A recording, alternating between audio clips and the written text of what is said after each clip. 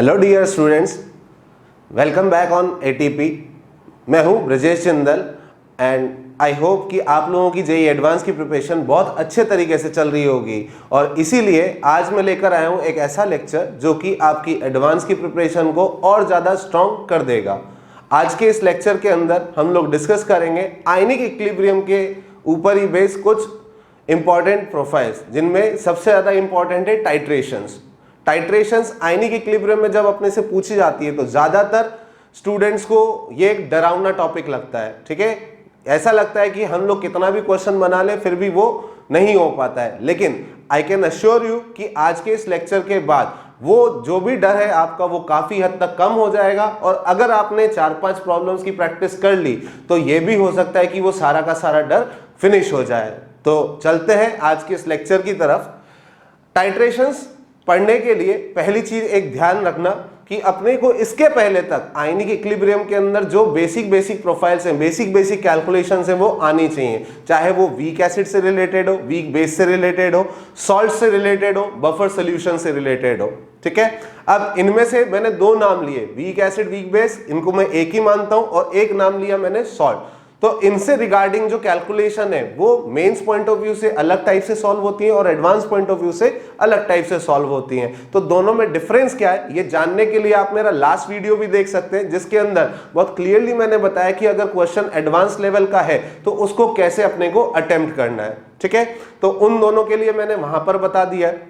Salt में भी एक टाइप का सॉल्ट होता है weak acid weak base type का सॉल्ट, उसको मैंने उस वीडियो में डिस्कस नहीं किया बिकॉज उससे रिलेटेड जो पार्ट है वो जैसा मेंस में पूछा जाता है वैसे ही एडवांस में पूछा जाता है, कोई डिफरेंस नहीं है। मतलब जो भी आपने उसकी थियरी बुक्स वगैरह के अंदर पढ़ी है या अपने टीचर से पढ़ी है वैसे के वैसे सीधा फॉर्मूला बेस्ड क्वेश्चन आता है, तो उसमें कोई परेशान होने की जरूरत नहीं है। ठीक है, जहां पर डिफरेंस आता है वो मैंने उस वीडियो के अंदर बता रखा है। क्लियर? तो ये तो हो गई एसिड एंड सॉल्ट की बात। एक और नाम लिया मैंने बफर सोल्यूशन। अब बफर सोल्यूशन में भी वही तरीका है जैसे कि मैंने आपको बोला किसके लिए, weak acid weak base type के सॉल्ट के लिए। मतलब कि चाहे मेंस हो, चाहे वो एडवांस हो, चाहे नीट हो, सभी के अंदर जो कैलकुलेशन पूछी जाएंगी वो सीधी फॉर्मूला बेस पूछी जाएंगी। मतलब कि कोई क्वाड्रेटिक वगैरह सॉल्व करने वाला केस नहीं रहेगा। लेकिन फिर भी शॉर्टली हम लोग एक बार बफर सोल्यूशन को रिवाइज कर लेते हैं बिकॉज उसके अंदर कुछ ना कुछ इंपॉर्टेंट बात होती ही है। ठीक है, तो सबसे पहली चीज बफर की हम लोग बात करें तो बफर सोल्यूशन एक ऐसा सोल्यूशन होगा, एक ऐसा एक्वस सोल्यूशन होगा जिसके अंदर अगर हम लोग कुछ भी डिस्टरबेंस करें, डिस्टरबेंस मीन्स कि अगर हम लोग स्मॉल अमाउंट ऑफ एसिड को ऐड करें या स्मॉल अमाउंट ऑफ बेस को ऐड करें या फिर सोल्यूशन को डाइल्यूट करें, इन तीनों की वजह से क्या हो सकता है कि उस सोल्यूशन की पीएच या पीओएच में चेंज हो सकता है। बट अगर वो सोल्यूशन अपनी पीएच में होने वाली चेंज को अपोज करता हो, रेजिस्ट करता हो, तो ऐसे सोल्यूशन को हम लोग क्या बोलते हैं, बफर सोल्यूशन। ठीक है, तो ये तो हुआ इसका definition. Next thing, buffer solution की तरह एक्ट कौन कौन करता है तो वो भी अपने को पता होना चाहिए। तो बफर सोल्यूशन का क्लासिफिकेशन जो आप लोगों ने पढ़ रखा होगा कि दो टाइप के होते हैं, एक सिंपल बफर सोल्यूशन और दूसरा होता है mixed buffer solution. Simple buffer solution के अंदर क्या होता है कि एक ही सोल्यूट होता है और वो सोल्यूट होता है वही weak acid weak base type का सॉल्ट, जिसके लिए मैंने अभी आप लोगों को बोला है। ठीक है, तो उसके रिगार्डिंग जो भी पार्ट है वो अपनी बुक्स वगैरह से आप देख सकते हो, नथिंग इंपॉर्टेंट इन दैट। लेकिन जो सेकंड टाइप के बफर सोल्यूशन होते हैं ज्यादातर क्वेश्चन उन्हीं से अपने से पूछा जाता है, तो उसके बारे में अपने को आइडिया होना चाहिए और वो होते हैं कौन से, mixed buffer solution. Second type जो मैंने नाम लिया वो क्या होता है, मिक्स्ड बफर सोल्यूशन। अब देखो जो न्यूमेरिकल पार्ट है मिक्स्ड बफर सोल्यूशन का भी, तो जैसा मैंने बोला चाहे मेंस हो, एडवांस हो, नीट हो, सबके अंदर आएगा जो क्वेश्चन उसको हम लोग सीधे फॉर्मूला से ही सॉल्व करेंगे। लेकिन इसमें एक इंपॉर्टेंट टाइप का क्वेश्चन भी कई बार पूछा गया है कि बफर सोल्यूशन है या नहीं, उसके बारे में ही अपने से पूछ लिया जाता है, तो वो अपने को एक आइडिया लगना चाहिए। ठीक है, तो वो आइडिया कैसे लगेगा, तो उसके लिए मैंने बहुत सिंपल सा एक डेफिनेशन बना रखा है जो अगर आप फॉलो करें, जो अगर आपको याद रहे तो इजीली आप लोग आइडेंटिफाई कर सकते हैं कि वो एक मिक्स्ड बफर सोल्यूशन है या फिर नहीं है। वो डेफिनेशन क्या है तो देखें, एक बफर सॉल्यूशन के अंदर क्या होना चाहिए, एक वीक इलेक्ट्रोलाइट हो और प्लस उसी का क्या हो, कॉन्जुगेट हो। जो भी वीक इलेक्ट्रोलाइट है उसी का क्या हो, कॉन्जुगेट हो। कौन से मीडियम में, एक्वस मीडियम में। लेकिन ध्यान देने वाली बात क्या है कि इन दोनों का जो अमाउंट है वो एक दूसरे के रेस्पेक्ट में कंपेरेबल होना चाहिए। ऐसा नहीं है कि एक के रेस्पेक्ट में दूसरा बहुत ज्यादा है, मतलब एक नेग्लिजिबल है और एक एक्सेस में प्रेजेंट है, ऐसा नहीं होना चाहिए। दोनों की अमाउंट एक दूसरे के रेस्पेक्ट में कंपेरेबल होना चाहिए। 40-60 हो गया, इवन 10-90 हो गया, ठीक है ना, ये सारी अमाउंट्स कैसी, कंपेरेबल है। क्लियर। तो कंपेरेबल अमाउंट्स का अगर वीक इलेक्ट्रोलाइट और उसके कॉन्जुगेट का एक्वस सॉल्यूशन है तो वही सॉल्यूशन को हम लोग क्या बोलते हैं, मिक्स्ड बफर सॉल्यूशन बोलते हैं। तो ये डेफिनेशन अगर आपको याद रहती है तो कभी भी आप मिक्स्ड बफर सॉल्यूशन को आइडेंटिफाई कर सकते हैं। ठीक है। नाउ ये जो बफर सॉल्यूशन है, मिक्स बफर सॉल्यूशन, ये फर्दर दो टाइप का होता है। और वो कैसे होता है, देखो यहां पर जो वीक इलेक्ट्रोलाइट है, वीक इलेक्ट्रोलाइट मतलब क्या क्या हो सकता है, एक वीक एसिड हो सकता है और एक वीक बेस हो सकता है। तो उसी बेसिस पर there are two type of mix buffer solution. एक होता है एसिडिक बफर सॉल्यूशन और दूसरा होता है बेसिक बफर सॉल्यूशन। ठीक है। पहली चीज तो क्या है कि ये जो नाम मैंने यहां पर दिए, एसिडिक बफर सॉल्यूशन या बेसिक बफर सॉल्यूशन, ये सॉल्यूशन की नेचर को कभी भी नहीं बताते हैं। ध्यान से सुनना कि ये जो बफर सॉल्यूशंस की नेमिंग है ये कभी भी अपनी नेचर के बारे में इंडिकेशन नहीं देते हैं। कहने का मतलब ये कोई जरूरी नहीं कि एसिडिक बफर सॉल्यूशन की नेचर एसिडिक ही होगी। एसिडिक होने का मतलब कि उसकी पीएच 7 से लेसर ही होगी, वो 7 से ग्रेटर भी हो सकती है, इवन इक्वल टू 7 भी हो सकती है। और सेम केस किसके साथ, बेसिक बफर सॉल्यूशन के साथ। मतलब कोई जरूरी नहीं कि बेसिक बफर सॉल्यूशन का नेचर बेसिक ही होगा, मतलब उसका पीएच ग्रेटर देन 7 ही होगा, वो लेस देन 7 भी हो सकता है और इवन इक्वल टू 7 भी हो सकता है। ठीक है। तो पहली चीज तो इनके नामों के बारे में क्या स्पेशलिटी है वो मैंने बता दिया। Second thing, example. तो एग्जांपल कैसे देखें हम लोग, इसी जनरल डेफिनेशन से। जैसे पहले मैं देखता हूं किसके अंदर, एसिडिक बफर सॉल्यूशन के अंदर।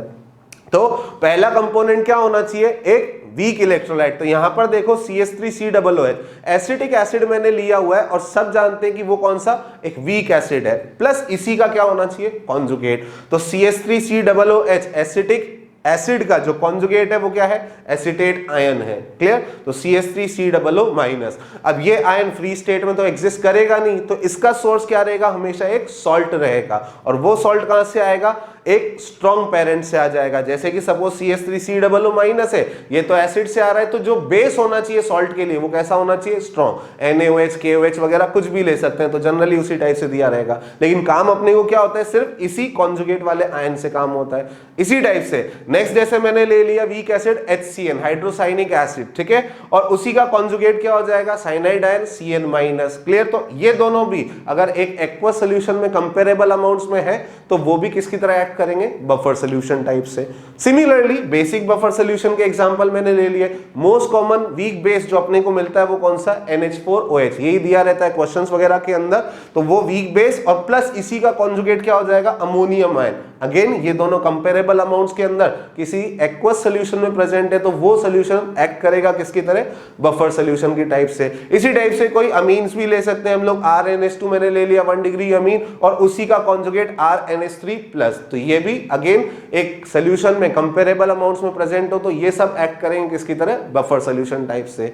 तो यहां पर अदर देन न्यूमेरिकल पार्ट जो ध्यान देने की जरूरत है वो क्या है, आइडेंटिफिकेशन ऑफ बफर सॉल्यूशन। और आई होप कि ये डेफिनेशन आपको समझ में आ गई होगी और इसके बेसिस पर हम लोग क्या कर सकते हैं, किसी भी मिक्स बफर सॉल्यूशन को आइडेंटिफाई कर सकते हैं। बाकी जो न्यूमेरिकल पार्ट है वो जैसा मैंने बोला कि सीधा सीधा फॉर्मूला बेस्ड चलेगा, तो वो फॉर्मूले क्या है वो भी एक बार देख लेते हैं। जैसे एसिडिक बफर सॉल्यूशन अपने को आइडेंटिफाई हो गया तो इसके अंदर निकलता है क्या, H+ कंसंट्रेशन। और वो H+ कंसंट्रेशन क्या होता है, Ka acid ionization constant into एक रेशियो होता है जिसमें ऊपर है कंसंट्रेशन ऑफ एसिड और नीचे है कंसंट्रेशन ऑफ कॉन्जुगेट। इसी में अगर दोनों साइड माइनस लॉग ले लूंगा तो ये हेंडरसन इक्वेशन बन जाएगी, which is pH equals to pKa plus log of concentration of conjugate upon concentration of acid. यहां ध्यान रखना कंसंट्रेशन का जब फॉर्मूला है तो ये है एसिड अपॉन कॉन्जुगेट और जब pH का फॉर्मूला है तो ये है कॉन्जुगेट अपॉन एसिड। इस चीज का ध्यान रखें। सिमिलरली अगर बेसिक बफर सोल्यूशन है उसमें भी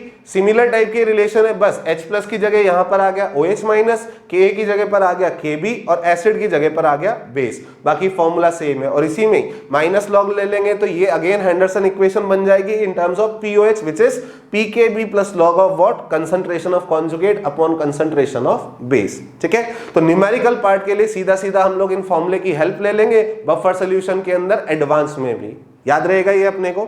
नाउ आते हैं हम लोग टाइट्रेशन के ऊपर, तो देखते हैं टाइट्रेशन के अंदर क्वेश्चंस किस टाइप के आते हैं। ठीक है, तो जब भी अपने को टाइट्रेशन मिलेगी वो कुछ इस टाइप का होगा, A aqueous versus B aqueous titration, मतलब दो सॉल्यूशंस रहेंगे, एक कोई भी सब्सटेंस है A, एक दूसरा सब्सटेंस है क्या B।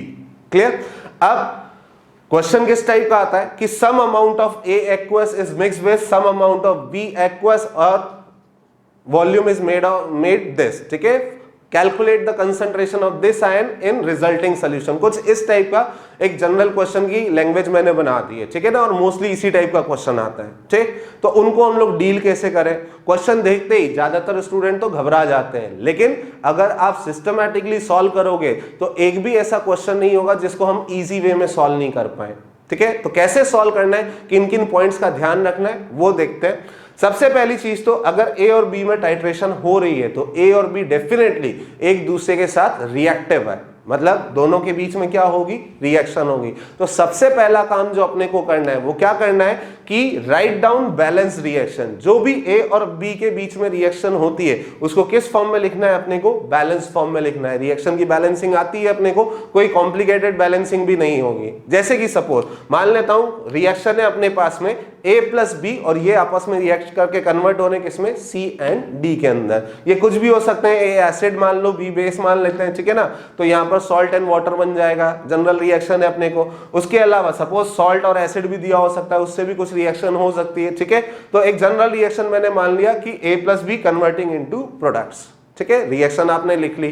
अब उसको अपने को सॉल्व करना है, तो सॉल्व कैसे करेंगे, उसमें एक और इंपॉर्टेंट चीज का ध्यान रखना है कि always solve in terms of either moles और मिलीमोल्स। ठीक है, आपको जो भी अमाउंट्स दिया हुआ है उसको या तो आप मोल्स में कन्वर्ट कर लें या फिर किस में कन्वर्ट कर लें, मिलीमोल्स में। ठीक है, तो हम लोग जब भी कैलकुलेशन करेंगे क्या ध्यान रखना है कि अपने को A और B के क्या लेने, मोल्स लेने, और उससे जो C एंड D बनेगा वो भी किसके टर्म में बनाने, मोल्स के टर्म में बनाने। ठीक है, और अगेन एक और इंपॉर्टेंट बात, सबसे इंपॉर्टेंट बात, एक बार आपने कैलकुलेशंस कर ली उसके बाद अब क्या करना है, आगे की जितनी भी कैलकुलेशंस है, फर्दर कैलकुलेशन, उनके लिए क्या यूज करना है, फाइनल मोलैरिटी को यूज करना है।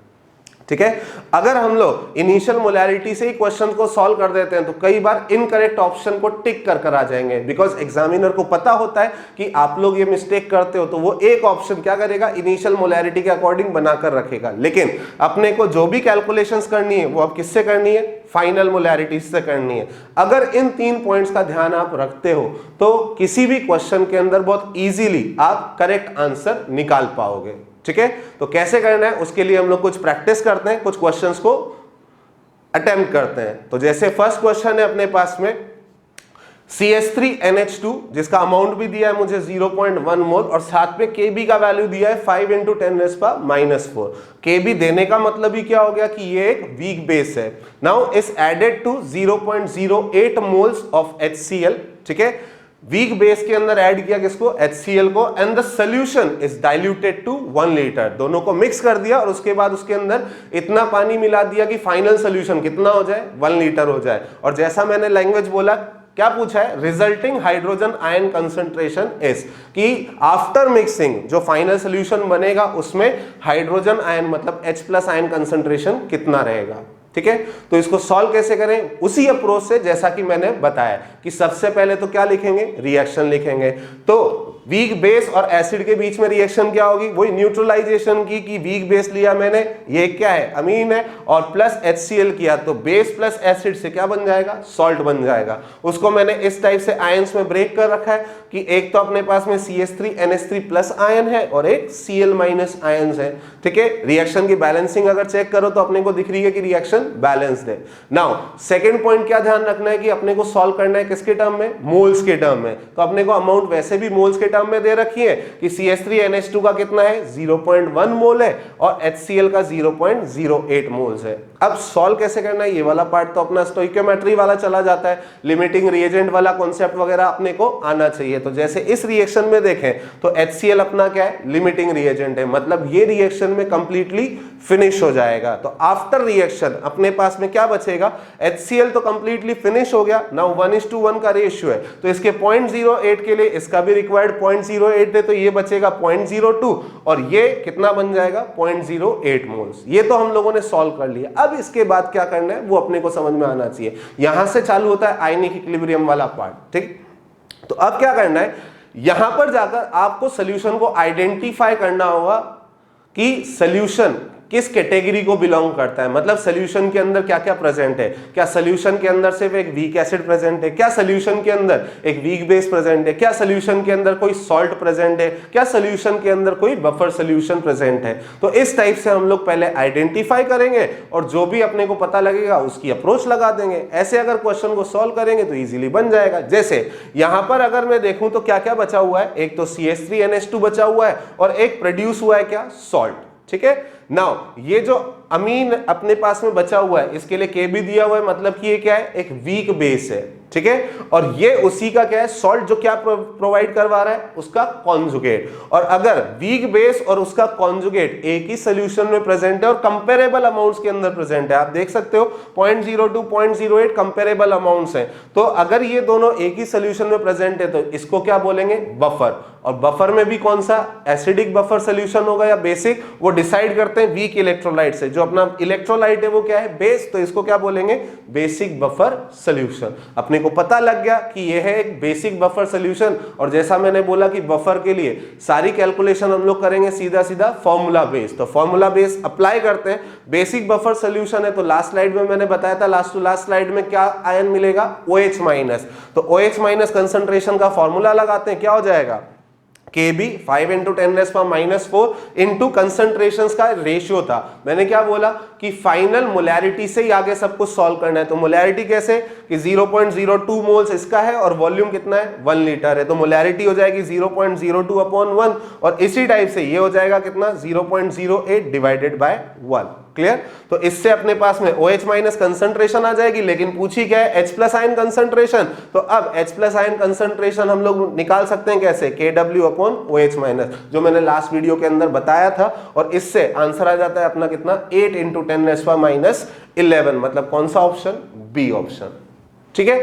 तो इस क्वेश्चन को ध्यान से देखो और समझो कि कैसे हम लोगों ने इसको डील किया और बहुत ही इजी वे के अंदर किया। तो डरने की कोई बात नहीं, अगर सिस्टमैटिकली तरीके से हम लोग करेंगे तो टाइट्रेशन के हर क्वेश्चन को सॉल्व कर सकते हैं। एंड बाय द वे, आपको लग रहा होगा बहुत इजी क्वेश्चन है, but this question is from JEE 2005, ठीक है, एडवांस का ही क्वेश्चन है ये और 2005 में आया हुआ है। तो आई होप आपको समझ में आ रहा होगा कि इतने टफ क्वेश्चंस नहीं आते हैं, बस अपने को क्लिक करना चाहिए कि कैसे उस क्वेश्चन को अपने को अटेम्प्ट करना है, ठीक। नेक्स्ट क्वेश्चन की तरफ चलते हैं हम लोग। एक और अच्छा सा क्वेश्चन है कि 0.1 molar of HA is titrated. इस बार क्वेश्चन में ही टाइट्रेटेड वर्ड यूज किया है और वहीं से आधी पब्लिक तो घबरा जाती है, ठीक है। अपने को नहीं घबराना है, बिकॉज हम लोग बहुत इजी तरीके से सीख रहे हैं।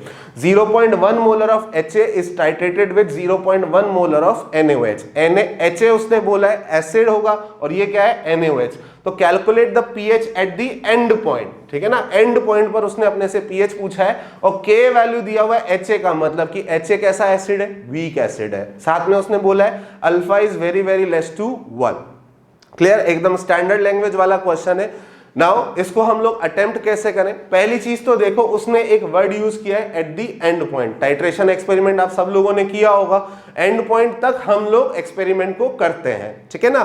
तो एंड पॉइंट एक तरीके से हम लोग न्यूमेरिकली मान लेते हैं इक्विवेलेंस पॉइंट, और इक्विवेलेंस पॉइंट का मतलब क्या होगा कि HA जितना भी है अपने पास में उतना ही, उसको न्यूट्रलाइज करने के लिए ही क्या ऐड किया उसके अंदर, NaOH ऐड किया है। आई बात समझ में। नाउ यहां पर तो अपने को अमाउंट दे रखी है मोलैरिटी के टर्म में, लेकिन मैंने आपको की पॉइंट क्या बताया, सॉल्व करना है अपने को मोल्स के टर्म में। तो मोल्स के टर्म में सॉल्व करने के लिए क्या करें, मान लेते हैं कि सपोज अपने पास में volume of HA solution is equal to VmL, ठीक है ना। कितना मान लेता हूं मैं, VmL या V लीटर मान लेते हैं। क्लियर।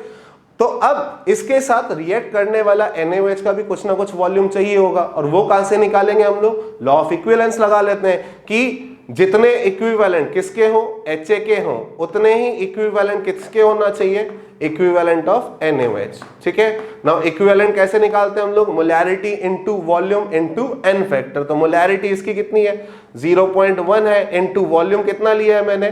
V लिया है, और n फैक्टर है 1, शुड बी इक्वल्स टू, इसके लिए मोलैरिटी कितनी? 0.1 इनटू वॉल्यूम V डैश मान लेता हूं, और इनटू n फैक्टर कितना? 1। और यहां से जब सॉल्व करें तो V डैश का वैल्यू भी कितना आ रहा है अपना? V लीटर ही आ रहा है। कहने का मतलब क्या हुआ कि HA का मैंने V लीटर लिया, तो उसके साथ टाइट्रेशन के लिए रिक्वायर्ड NaOH का वॉल्यूम भी कितना? V लीटर ही रहेगा। मतलब आफ्टर रिएक्शन फाइनल वॉल्यूम कितना हो जाएगा? 2V लीटर हो जाएगा। इस बात को याद रखना, आगे काम आएगी। ठीक है, आगे बढ़ते हैं क्वेश्चन के लिए। नाउ कैलकुलेशन करनी तो उन्हीं 3 की पॉइंट्स का ध्यान रखें। सबसे पहले लेते हैं बैलेंस रिएक्शन। तो सिंपल सा रिएक्शन है, एसिड प्लस बेस से क्या बन जाएगा? सॉल्ट एंड वाटर बन जाएगा। ठीक है, वीक एसिड है, स्ट्रॉन्ग बेस है, तो ये जो सॉल्ट बन रहा है ये भी किस टाइप का सॉल्ट बन रहा है? Weak acid strong base type का सॉल्ट है। ठीक, नाउ अमाउंट्स जो अपने को लेनी है वो कैसे लेनी है? मोल्स के टर्म में लेनी है। तो मोल्स कैसे निकलते हैं? Molarity into volume. तो जैसे मैंने लिया 0.1 V, ठीक है, इसका भी रिक्वायर्ड है V, तो ये भी कितना हो जाएगा? 0.1 V। क्लियर, दोनों अपने इनिशियल मोलर रेशियो के अंदर प्रेजेंट है, तो दोनों क्या होंगे? कंप्लीटली फिनिश हो जाएंगे, और फाइनली Na बनेगा, और वो भी कितना बनेगा? 0.1 V मोल्स। क्लियर, अब सॉल्यूशन को आइडेंटिफाई करते हैं। ना तो एसिड बचा ना बेस बचा, ठीक है, सिर्फ और सिर्फ क्या प्रेजेंट है? Na प्रेजेंट है, साथ में वाटर बना है, लेकिन बाय डिफॉल्ट हम लोग जो भी H2O बना उसका वॉल्यूम कैसा मानते हैं? नेग्लिजिबल। क्लियर, तो अपने पास सॉल्यूशन के अंदर फाइनली सिर्फ और सिर्फ क्या प्रेजेंट है? एक weak acid strong base type का सॉल्ट। ठीक, सॉल्ट से याद आया होगा लास्ट लेक्चर में मैंने इसको सॉल्व करना बहुत इजी तरीके से बताया था, लेकिन एक चीज का ध्यान रखना है कि मेंस या एडवांस दोनों के लिए सॉल्व करने का अप्रोच अलग होता है, और एडवांस में तो अपने को हमेशा एक चीज का ध्यान रखना पड़ता है जो उसी वीडियो को देखकर आपको समझ में आ जाएगा। जैसे यहां पर सॉल्व करते हैं, सबसे पहली चीज तो ये जो सॉल्ट है, सॉल्ट के लिए हमेशा KH की वैल्यू निकालनी, याद रखने का तरीका भी बताया था। तो इस सॉल्ट के लिए KH will be equal to KW upon what? KA। ठीक है, ये KH हाइड्रोलिसिस कांस्टेंट इसका निकल गया। नेक्स्ट थिंग इंपॉर्टेंट जो मैंने की पॉइंट आपको आज बताया वो क्या है कि जो भी फर्दर कैलकुलेशंस करनी है वो किससे करनी है? फाइनल मोलैरिटीज से करनी है। अब सॉल्ट अगर बन रहा है फाइनली, तो उसकी कंसंट्रेशन भी कौन सी? फाइनल चाहिए। कंसंट्रेशन कैसे निकालेंगे? उसके मोल्स कितने बन रहे हैं? 0.1 V, और वॉल्यूम कितना हो चुका है? V प्लस V 2V, तो ये कंसंट्रेशन निकलती है 0.05 मोलर। ध्यान रखना, अगर आपने इसी क्वेश्चन को सिर्फ 0.1 मोलर से सॉल्व कर दिया होता तो उससे कुछ ना कुछ आंसर आएगा, और वो डेफिनेटली ऑप्शन के अंदर प्रेजेंट रहेगा, बिकॉज एग्जामिनर को पता है कि स्टूडेंट्स ऐसी मिस्टेक करते हैं। तो इसी वजह से ये वाला जो स्टेप है वो सबसे ज्यादा इंपॉर्टेंट है। बाकी आगे तो क्या है, सबसे पहले हम लोग H का वैल्यू चेक करेंगे under root of KH upon C से। जब आप वैल्यूज पुट करके देखोगे तो ये आ रहा है कैसा? लेस देन 0.05, मतलब उसे हम लोग नेग्लिजिबल मान सकते हैं। तो आगे क्या होगा? कौन सा आयन निकलेगा वो डिपेंड करता है स्ट्रॉन्ग पर। स्ट्रॉन्ग पेरेंट है यहाँ पर कौन? बेस, तो मिलेगा अपने को क्या? OH माइनस, और वो कितना होगा? Under root of KH into C, जिससे वैल्यू मिलती है 10⁻⁵ मोलर। तो H प्लस कंसंट्रेशन आ जाएगा कितना? 10⁻⁹ मोलर, और pH will be equal to 9। ठीक है, तो इस टाइप से बहुत इजी वे के अंदर हम लोगों ने क्वेश्चन सॉल्व किया। क्वेश्चन देखने से अच्छा लग रहा है बिकॉज उसके अंदर ये लॉ ऑफ इक्विवेलेंस वाला पार्ट भी है, और उसके बाद में ये आयनिक वाला पार्ट तो है ही सही। क्लियर, और एक से ज्यादा चैप्टर का यूज है, और ऐसे क्वेश्चन ही आते हैं किसके अंदर? जेई एडवांस के अंदर, और ये क्वेश्चन भी जेई 2004 के अंदर पूछा गया है। क्लियर, तो आई होप आपको समझ में आया होगा कि कितने इजीली तरीके से हम लोगों ने इसको फिनिश कर लिया। ठीक है, एक और क्वेश्चन करके देखते हैं, वो भी जेई एडवांस का ही क्वेश्चन है, देखें कैसे सॉल्व करेंगे।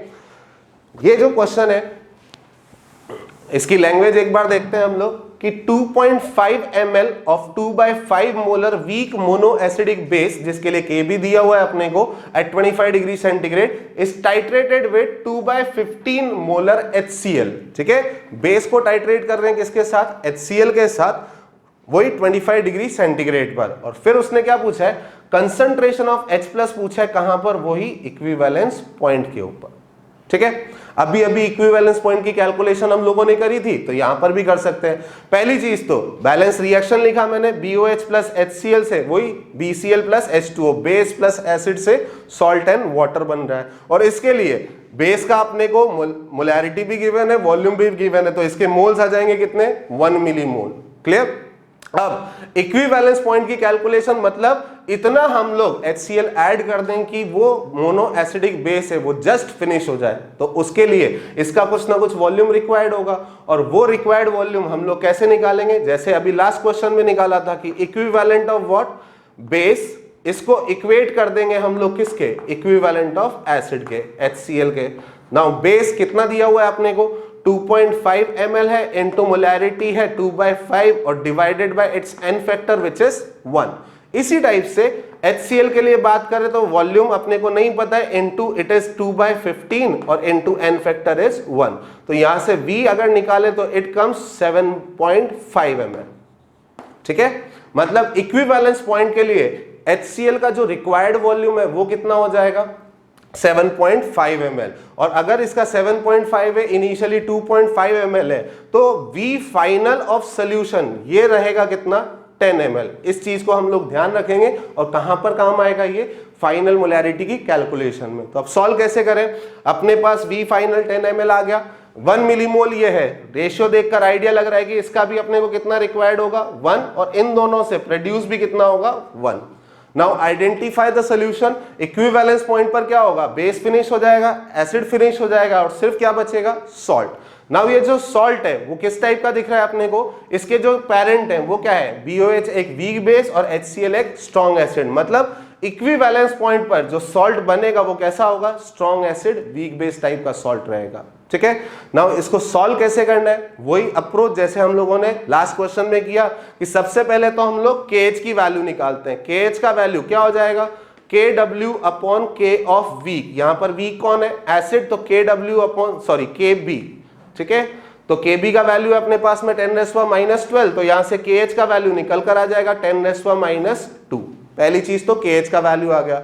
सेकेंड थिंग अपने को क्या निकालना है, कंसंट्रेशन ऑफ सॉल्ट निकालना है। ठीक है, तो कंसंट्रेशन ऑफ सॉल्ट कैसे निकाले हम लोग, वही मोल्स कितने होंगे इसके, 1 मिलीमोल। 1 मिलीमोल से बनेगा कितना, 1 मिलीमोल, तो मिलीमोल्स तो है 1 अपॉन वॉल्यूम पुट करें ml में, जो कितना आ रहा है 10 ml, तो ये 10 ml पुट कर दिया तो इट इज 0.1 मोलर। ये अपनी सॉल्ट की कंसंट्रेशन आ गई।